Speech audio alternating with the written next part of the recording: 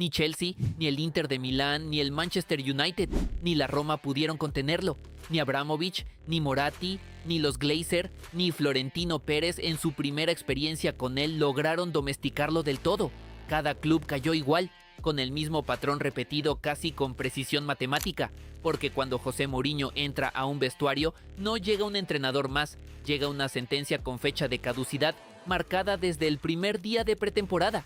Chelsea, Inter de Milán, Real Madrid, Manchester United, Roma, Fenerbahce.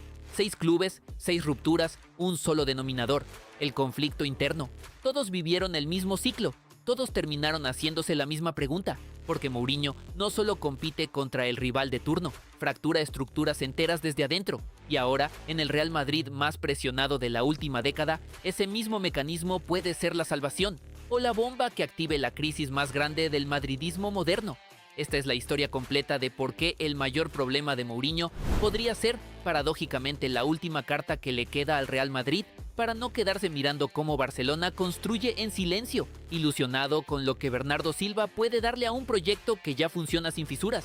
Stamford Bridge, primera etapa, 2 títulos de Premier League consecutivos, una defensa histórica que solo encajó 15 goles en toda la temporada. El rival, en este caso, no fue un club cualquiera. Fue el propio Chelsea el que terminó convirtiéndose en el obstáculo.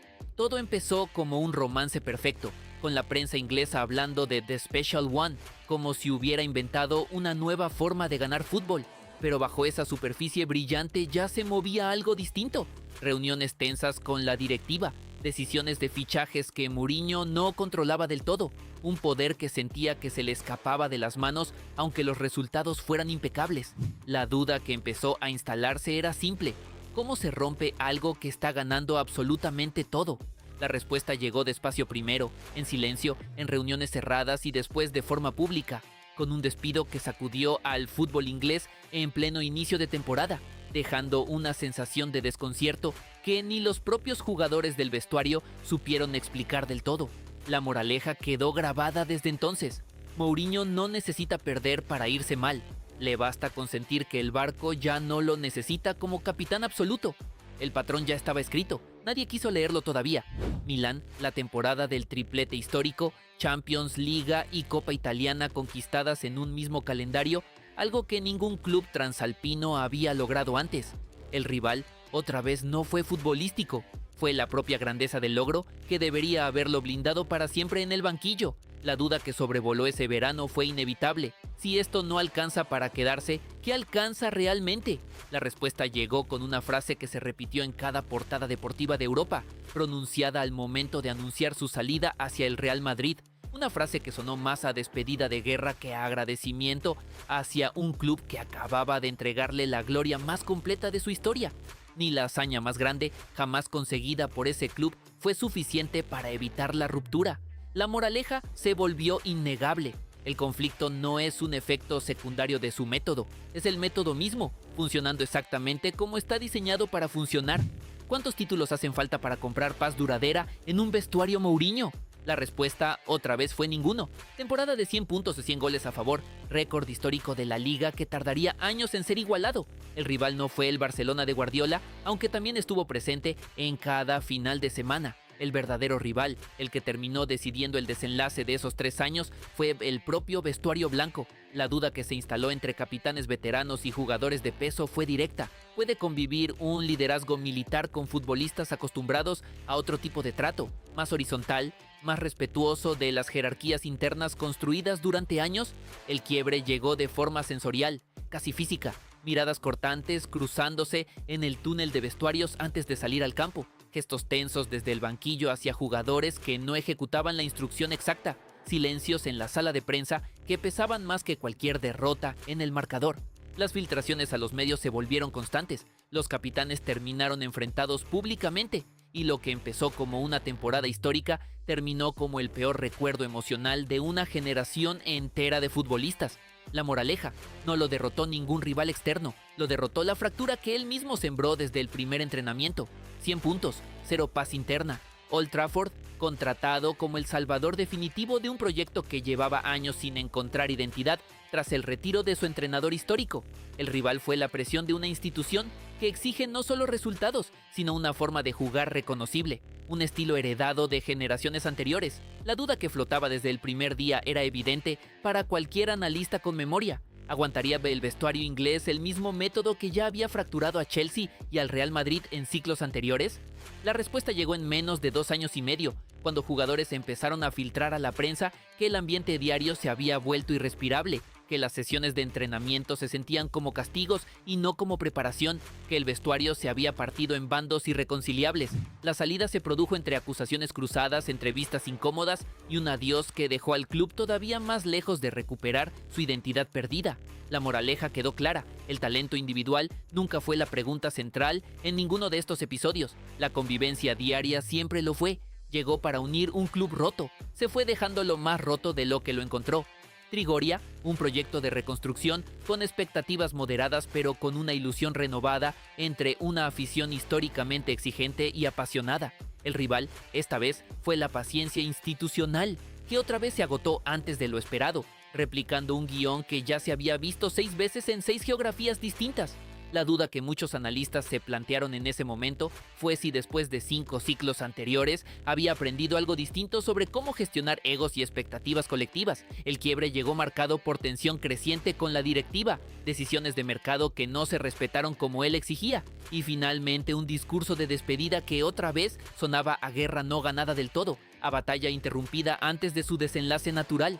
La moraleja final de este nivel resultó devastadora en su simpleza. 6 clubes después, el patrón no se rompió en ningún momento, simplemente se perfeccionó hasta volverse quirúrgico.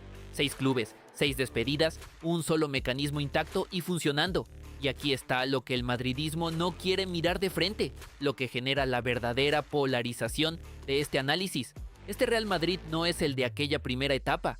Es un vestuario construido alrededor de futbolistas jóvenes, formados bajo una filosofía ofensiva, libre, casi sin restricciones tácticas desde categorías inferiores, acostumbrados a una gestión horizontal y no militar en su desarrollo profesional.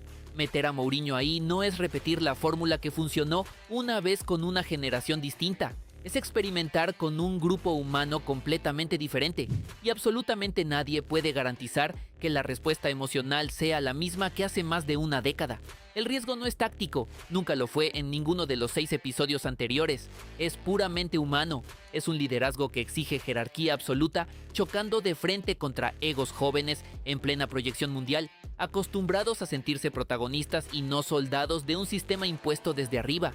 Mientras esto se cocina puertas adentro del Bernabéu, en la otra orilla de España, el escenario es casi diametralmente opuesto.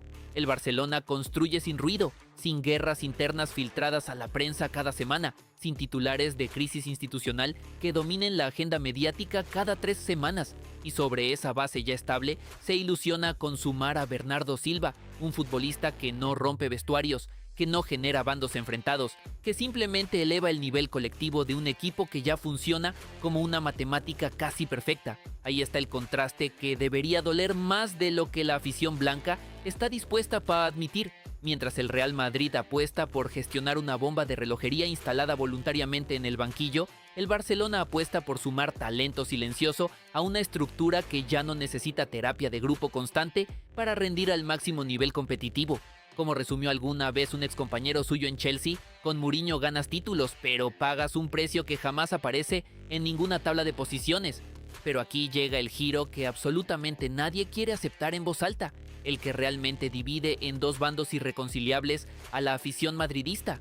Quizás ese problema, esa confrontación constante, esa exigencia brutal de jerarquía absoluta, sea exactamente lo que este Real Madrid necesitaba después de temporadas marcadas por un exceso de comodidad, de vestuarios demasiado armónicos que terminaron perdiendo ambición competitiva justamente en los momentos decisivos de cada temporada. Quizás la solución nunca fue otro entrenador amable gestionando egos con paciencia infinita y diplomacia constante.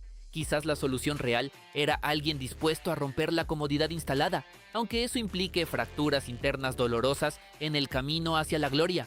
Ahí está la verdadera bomba de este análisis, la que debería incomodar a cualquiera que escuche esto con honestidad. El mismo defecto que hundió a Mourinho en Chelsea, en el United, en la Roma, podría ser exactamente la única fuerza capaz de sacudir a un vestuario blanco que necesitaba precisamente eso, una sacudida brutal y sin anestesia, para no quedarse simplemente mirando cómo Barcelona construye en silencio una maquinaria que con Bernardo Silva o sin él ya demostró sobradamente que sabe competir al más alto nivel sin necesitar terapia de grupo cada 3 meses. La historia completa de Mourinho enseña una lección incómoda que el madridismo entero debería mirar de frente en lugar de seguir evitándola. No existe una versión de él sin conflicto. Jamás la hubo en ninguno de los 6 clubes que lo tuvieron bajo contrato. El conflicto es el precio de entrada. Siempre lo fue. Es la letra pequeña que nadie lee antes de firmar. La pregunta nunca fue si iba a generar tensión dentro del vestuario. Eso estaba garantizado matemáticamente desde el primer día de pretemporada. La pregunta real, la única que verdaderamente importa, la que define absolutamente todo lo que viene en los próximos meses, es si esa tensión se canaliza en títulos antes de explotar en fractura definitiva, o si explota en fractura antes de que llegue el primer título grande de esta nueva etapa.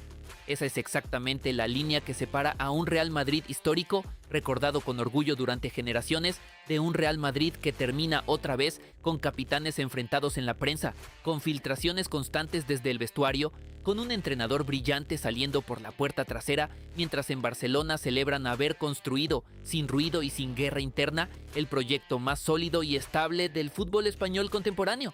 Si este análisis te dejó pensando en si Mourinho puede terminar rompiendo este vestuario o por el contrario, salvándolo de su propia comodidad, díselo directamente en los comentarios. Deja tu like, suscríbete al canal y activa las notificaciones, porque Mourinho no tiene un problema cualquiera en el Real Madrid. Tiene el mismo problema de siempre, el de toda su carrera, y esta vez ese mismo problema puede cambiarlo absolutamente todo.